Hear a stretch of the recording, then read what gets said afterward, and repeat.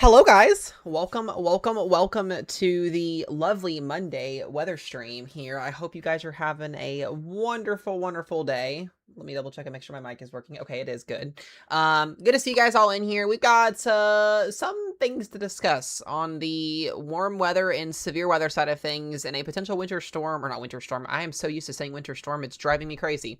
A potential storm system that's going to ruin a lot of people's Valentine's weekend. So I bring good news and I bring bad news. So it's kind of in the middle on it. I do have a poll going up at the top if you guys would like to include yourselves in that poll. I'll leave that up there for probably about 4 or 5 more minutes. I'll probably start doing those each live stream and kind of get some people's thoughts on different things. Outside of that, just really want to show here, just briefly in a nutshell, our latest Radar Omega map here. And wait a moment. There it is. For the first time, I think in like this year, we have a blank map. There's not a lot going on. We do have some some winter weather advisories, up here in the Northeast for Clipper system. We have some up here in Northeastern Wisconsin. We have some over here near California. Other than that, it's a pretty blank day. There's not a lot going on. That's going to change as we get towards the end of the work week, as we are expecting a Valentine's weekend storm that's going to, wash out a lot of people's plans. So if you're in the Ohio Valley, the Southeast, the Northeast, you're going to want to listen up here because severe weather could be possible for you. We're going to talk about where all that's possible at. Look at some models. And then we're going to talk about who could see some freezing rain and some snow and some sleet. Not just this weekend, but again next week. So once again, very blank map here. Good to see blank maps. We like blank maps. Doesn't do great for weather creation, but you get the point. All right, let's talk first. Here is our updated 6 to 10 day temperature outlook. Let me actually, there we go. And this is a map you want to see if you like warm weather. We are actually going to have some potential 70s and 80s across this region here. Maybe. If I can circle today, that would be super awesome. Bear with me, guys. By the way, good to see everybody in here. Justin, all of my weather team members. We got Lindsay, we got Emily, Robert's in here, Nintendo's in here, Gracie's in here. Welcome in, guys. Good to see you guys all. Brittany's in here as well. Hope you guys are all having a wonderful Monday here. If you have questions, feel free to put them in the chat. As I mentioned, though, this is a beautiful pattern. We love this. This is something I wanted to see like weeks ago. Not weeks of blue across the map. So this is very exciting stuff here. And in reality, guys, this is here to stay through a good chunk of February. I mean, today is the 9th of February. We've got this forecasted through the 18th, and there's only 28 days in February. So if we continue to actually see this and this actually happens, which I think it will clearly, then we may actually finish or potentially have the month of February be at average overall for the month or slightly above average. So this is good stuff to see right here. Sadly, if you're in the West Coast, troughing's going to happen. You're going to get cold because you got that cold air coming down out of Canada or off the Northwest Pacific, and it's just that time of the year where you typically get your snow and your rain. So what does this pattern present, though? A lot of the times when you got a ridge like this, your jet stream kind of bends up and over. So it's going to be interesting to see if we get severe weather across this region, or if we get severe weather down here, or if we don't get severe weather at all in the next 2 weeks due to how strong this high pressure system is going to be as we go towards next week. So we are watching a weekend storm that's going to impact these areas in terms of rain, maybe some snow up here. Believe it or not, if you're in the red, you may actually see some snow this weekend. We'll talk about why that is here in a minute. But also, take a look at this, guys. If you're in California, this is something you really like to see. I actually had a friend that lives in the Los Angeles area that messaged me yesterday and asked me when they're going to see rain and snow again. And I literally said, over the next 8 to 14 days, you're going to see that. And the reason why that is because we have our atmospheric river flow. We have our jet stream that is going to be cranking down moisture through this area here. Snow, heavy rain. The only people that are not going to see rain, at least a lot next week, is going to be the Central Plains. And that's going to be because we have our lows that are going to be kind of forming up and over the Rockies and kind of moving to the north. And it kind of puts a hole where moisture is at, where we actually see moisture in this region. Up here, I'm expecting snowfall next week.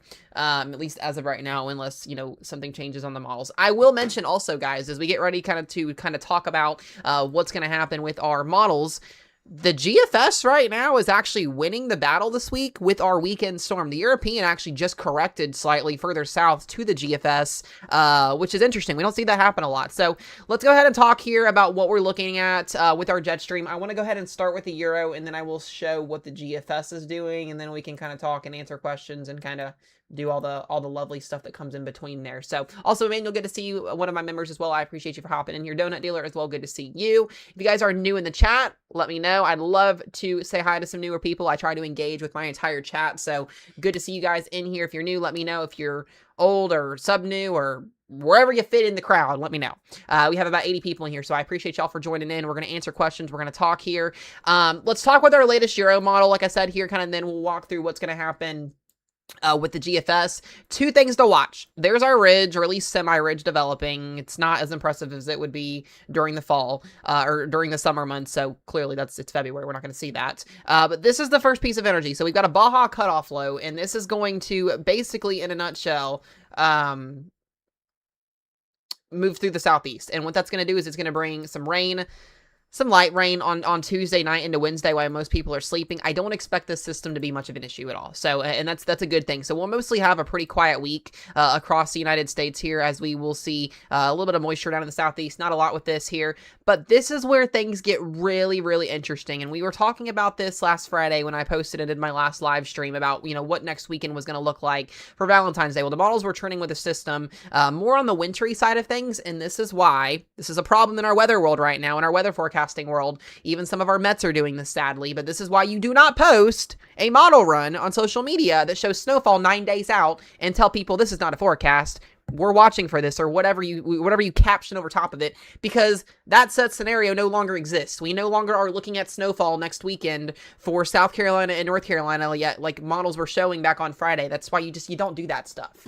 I don't understand why we're having Mets now these days do that.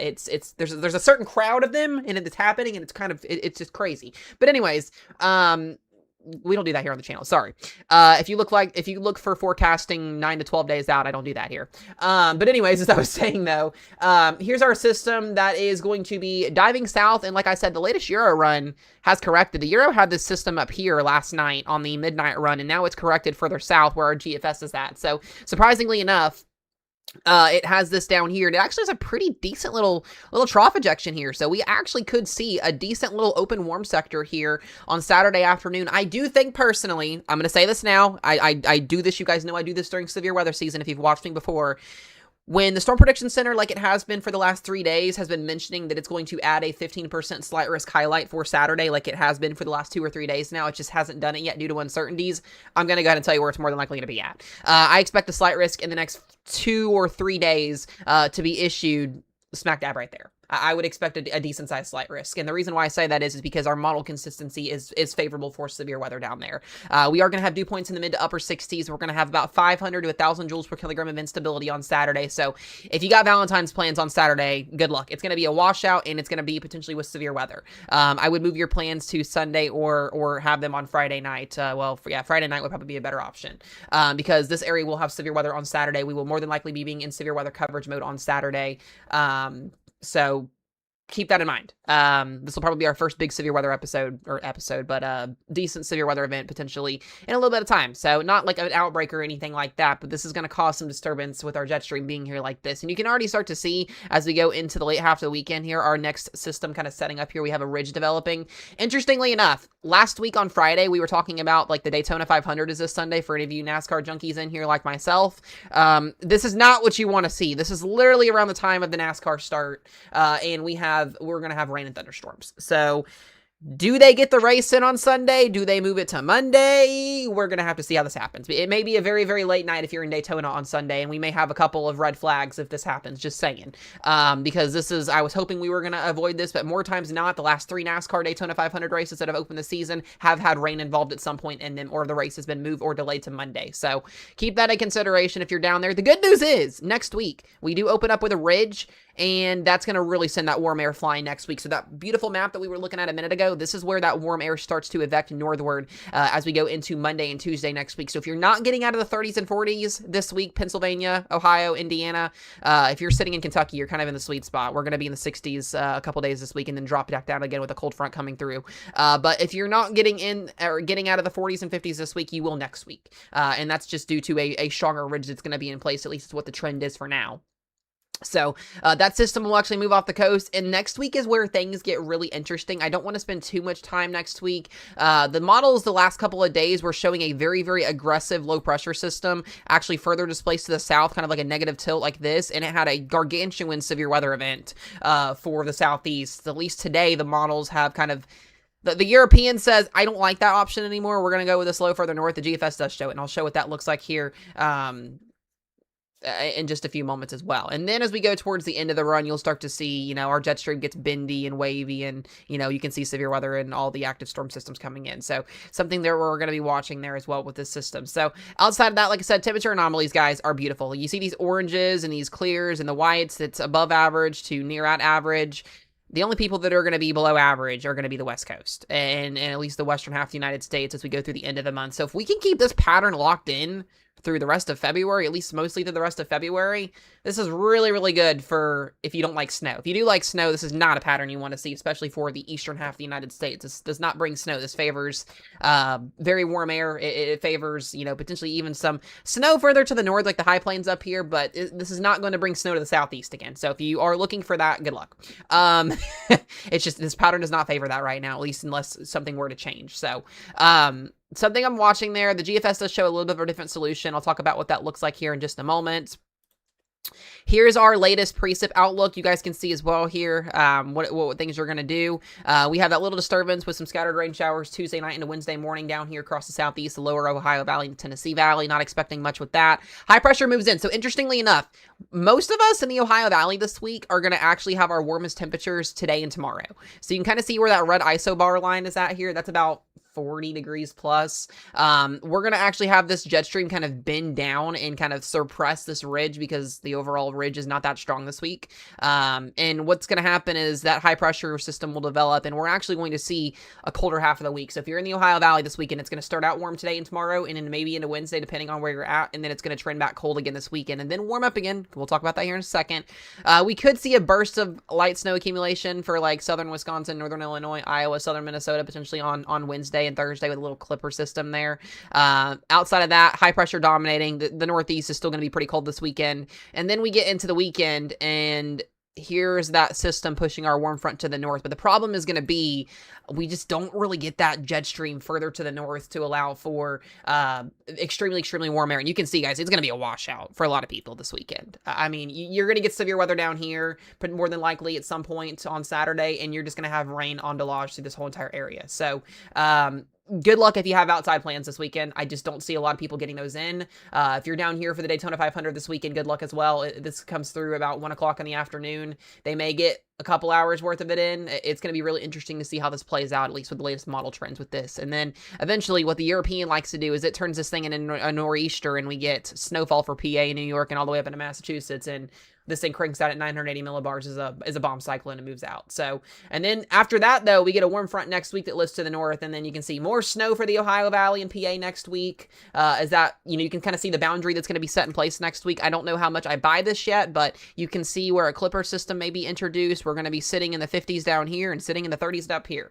So we got a couple more systems that are going to come through the northern Ohio Valley, PA, Great Lakes region that may bring some snowfall early next week.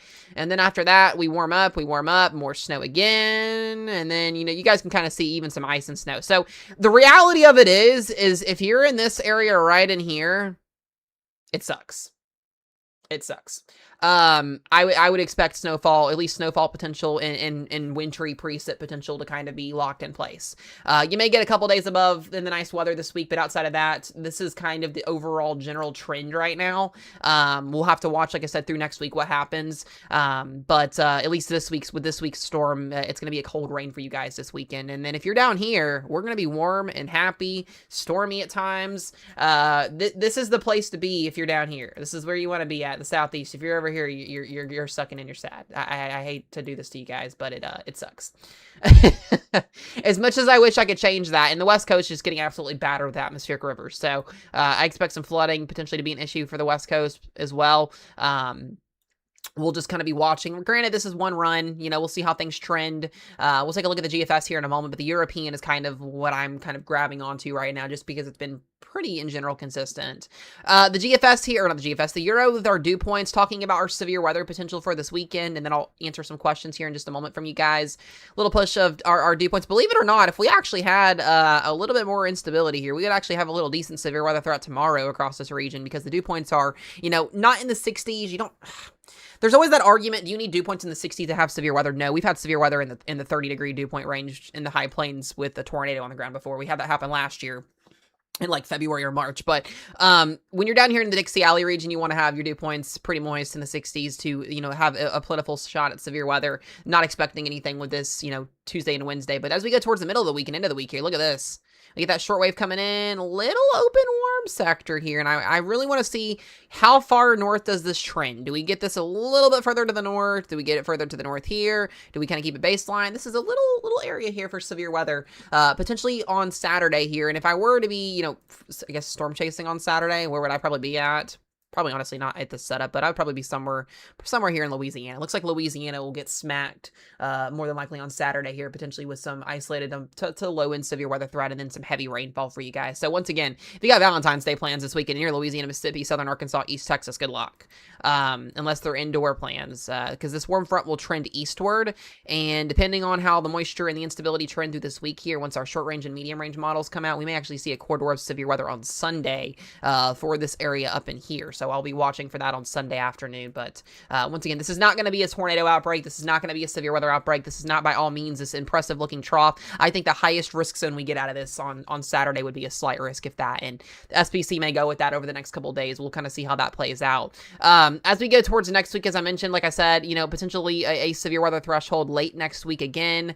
The dew points are still trending well below 60, so we'll see how this sets up. Could be like a very marginal risk next weekend, and then after that, you can kind of start to see where we go. We start to see kind of more of these Dixie Alley setups, at least according to the latest European model run. The European also is showing some pretty marginal Cape values. It's not extremely impressive. You can actually see the Cape values actually start on Friday night here, so we could see a region of isolated severe weather across southern Oklahoma, Texas on Friday night. Not really, banging my buck on that quite yet. But you can see going into Saturday, we have a pretty decent little corridor here along the coastline, setting up Saturday into Sunday, and then as things off the coast by Monday, and then we go into the following week, maybe some instability somewhere. But you guys can kind of start to see what as we go towards next week. I think there's a little bit more confidence and maybe a greater threat for severe weather next weekend. But once again, that's like 12 days out, so we'll just kind of watch for model trends, but you can see what we're looking at. So that's our latest European model. The GFS model, completely different situation here. It does have our storm system for this weekend. It agrees with our storm system cutoff low there, and then you can see the GFS actually intensifies our low a little bit more with the latest run here from this afternoon. You can see this goes full negative tilt, which is important because you have your divergence and diffluence here across the southeast. You can kind of see a better corridor here of severe weather across southern Arkansas, East Texas, northern Louisiana, central Louisiana, western and central of Mississippi here. So something I'm watching closely. Like I said, not a shot. It's not for certain yet, clearly. And then this will go eastward here. The trough will kind of intensify, bring severe weather through Sunday across the East Coast. And then the GFS is different. This is where the GFS is different. It has our trough for next week a lot more intense. Ridge is a lot less intense, suppressed to the south. Big bulk shear moving over across the Rockies next Monday and a Tuesday. And then what does that do? That brings us potentially some isolated severe weather for the Midwest middle of next week. And then it does this, and then it does that. And then, yeah, you can see the trend. So, or at least what the GFS is suggesting is this kind of wavy jet stream here. So that does support usual severe weather potential chances as we go through the next couple of weeks. What does the GFS show for our precip? Take a look at this. A little bit of rain, thunderstorms Tuesday, Wednesday, and then it does have more of a better corridor of severe weather. I'm going to tell you guys right now, just looking at the overall picture for this weekend's severe weather setup, I think it's going to be a squall line. I think we're going to be looking at a QLCS, an embedded messy rain severe weather event where we get damaging winds over top of tornadoes potential kind of embedded there. So, God, this would be a great weekend to test out the new SPC outlook, but that doesn't come out for the 3 weeks, sadly. But, yeah, this is what we're going to get. You can see the GFS cranking out a squall line here, moving heavy rain to the north, and then it does have that change over to freezing rain snow for Pennsylvania, and then it doesn't actually have this low moving to the north. It kind of has it just dying out. So there still is some things that need to be figured out with this storm system for this weekend, but it does look to be, if you are in these areas in here, I would be expecting heavy rain and severe weather potentially further to the south down here. So heavy rain here, and then more than likely severe weather corridor somewhere in here, both on Saturday and potentially on Sunday. So if that makes any sense to anybody, hopefully that helps. That's where we'll be pushing through with that. And then we see another system the following week. And then another one. And then another one. So, excuse me. That's kind of what we're in for, guys. That's what we're looking at. Dew points with the system on Saturday and Sunday, pretty decent. You can see a little narrow band of 60 plus degree dew points. And then the following week, we kind of get rocking and rolling, some higher dew. The fact that we get dew points on the GFS next weekend, this far north, I don't think is going to happen. And I think our warm sector looks like garbage. We'll see how this plays out, but I don't expect severe weather that far to the north. I just don't see that happening. You never know. Things can change. This looks like a really messy mode, but then look at this, guys. Look towards the end of the month. I know we're in fantasy land, but one can only dream and imagine what this would be capable of. One can only dream and imagine. I just like to show it because it's funny. It's the GFS doing GFS things, but if this doesn't show you what's coming into the future here, I don't know what else will, because once again, this would be like a severe weather event in half if this were to verify. And then we kind of push that further to the north and yada, yada, yada, yada. So one more thing I will mention too, the latest GFS model did uptrend a little bit with instability this weekend. Yesterday didn't show much, and you can kind of see Saturday there, the GFS has got a little bit of cape there. We'll continue to see how this plays out as we go towards the middle and end of this week here. So lots of things coming, even, excuse me. Look at the end of the run, guys. Look at the GFS at the end of the run. Imagine that. That'd be a lot of instability to work with toward the end of February.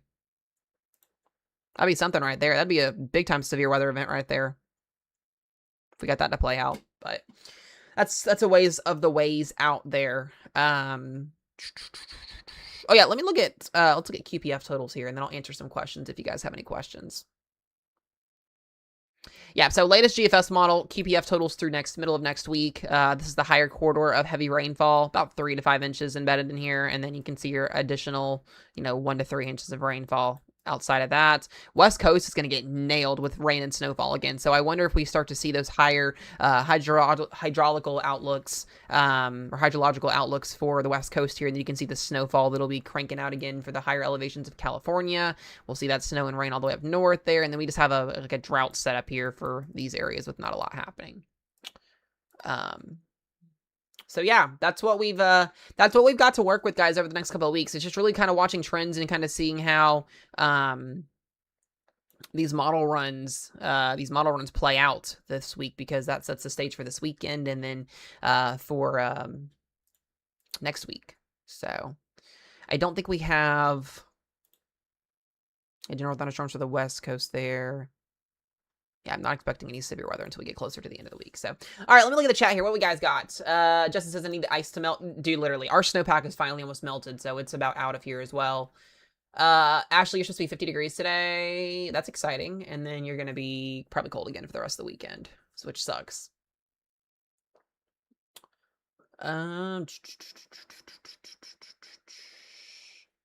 Yeah, I saw the 60 euro this morning. It definitely was interesting as well. It looks like the 12Z did correct, though.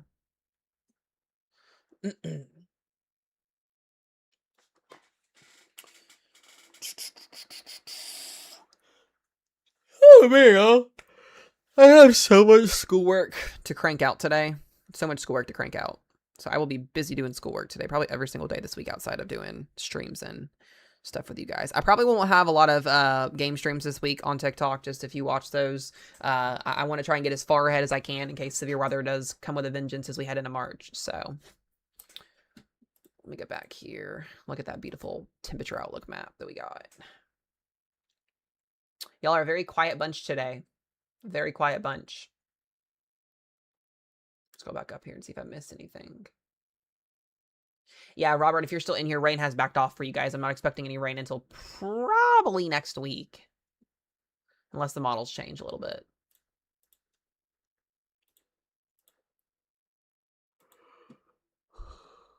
Let's look at the EPS here and see. Yeah, that's for this weekend's event. There's the low. Interesting. Okay, let me do our jet stream and look at it.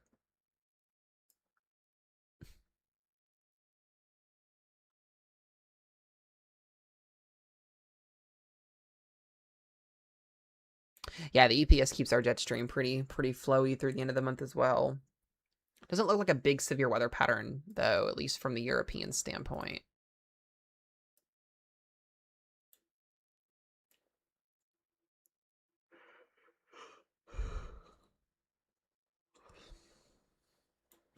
Okay. Anybody have any questions? We'll stay on here for a few more minutes. That's pretty much what I wanted to run through for you guys. Like I said, until we get a highlight risk of severe weather or something from the Storm Prediction Center, we'll kind of start talking more in depth as we go towards the middle of the week this week. Yeah, GFL or the latest NAM model goes out to. Yeah, the latest NAM goes all the way out to Thursday. I don't think that. Yeah, it doesn't show it on here. The end of the Euro 60. I looked at it this morning. Yes. I can look at it again.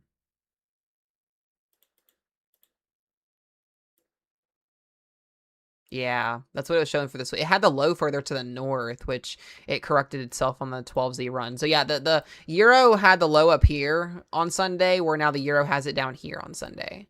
Or further, just a little bit further to the north. So it did trend south, which is always good to see.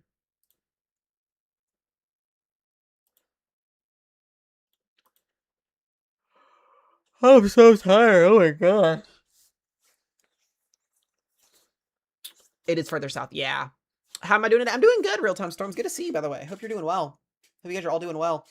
Seems like most of you guys are ready for severe weather, so make sure y'all are going over those severe weather plans because, like I said, March is right around the corner, and if we hit the road running like we did last year in March, we will be busy, busy, busy, busy, busy. But I will have live severe weather coverage this Saturday if, in fact, we do get severe weather. So it does look pretty marginal, but we'll see how things trend this week. You can always get an uptrend in instability sometimes. Models, long range models don't usually handle it too well, so you have to wait for the more other models to come in, the shorter range, medium range.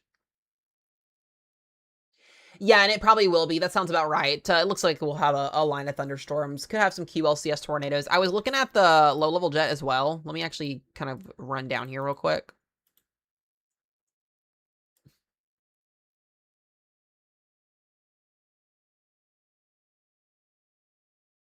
So this is actually interesting. So we need to look at this because this is, dude, if we actually get a squall line to set up, this might actually be impressive QLCS tornado threat. Surprisingly, look at your winds are stacked vertically compared to your horizontal flow. This trough might actually be. Yeah, the 15%, they're waiting on uncertainty from models to highlight a 15% slight risk is what they're waiting on. But this is actually really impressive shear in the lower levels for this trough to be moving through on Sunday. So this is something we need to watch.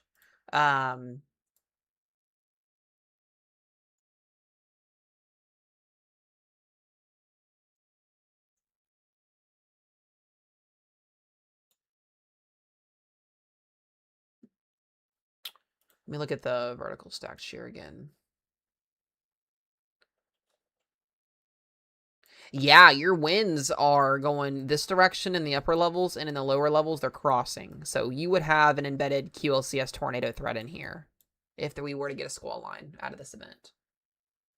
So we're gonna watch for trends, guys. I will keep y'all updated. I'll be watching the 18Z data come in this afternoon in the OZ. Then we'll have a fresh new video out tomorrow. I will have a live stream a lot sooner tomorrow, guys. I just got stuck getting stuff done this morning, so. So as March month starts, most of the times, yes, March is the month. February can have some tricks up its sleeve, but March usually is, yes. No, this won't be. We won't have the Sting Jet or anything like that for a delayed show to set up. Not for this neck of the woods. You typically want to have a lot of cape too for a delayed show. You want to have anywhere from 2,500 plus for that happen. So for that to happen, you can have it under that, but this is not a setup for a delayed show now. So hoping for rain in Santa Fe this upcoming week. Hey, you can get it. It's possible. Yeah, I'll be watching the Euro OZ tonight too. It'll come in at about 11:30, so I'll be overlooking that information too once that comes in. But Y'all, I'm going to wrap it up here and get off here and get ready to do some schoolwork for today. It is almost 2 o'clock. I've got to get some stuff done. I'll have a fresh new video for y'all tomorrow and a live stream. Once we start cranking out risk zones continuously, we'll start having 2 live streams a day, one morning, one evening stream. So we'll keep you guys updated. Weather team, thanks for y'all being in here. My members, my subs, all of y'all, I appreciate y'all. And we will see you guys back in here tomorrow. Peace out, y'all.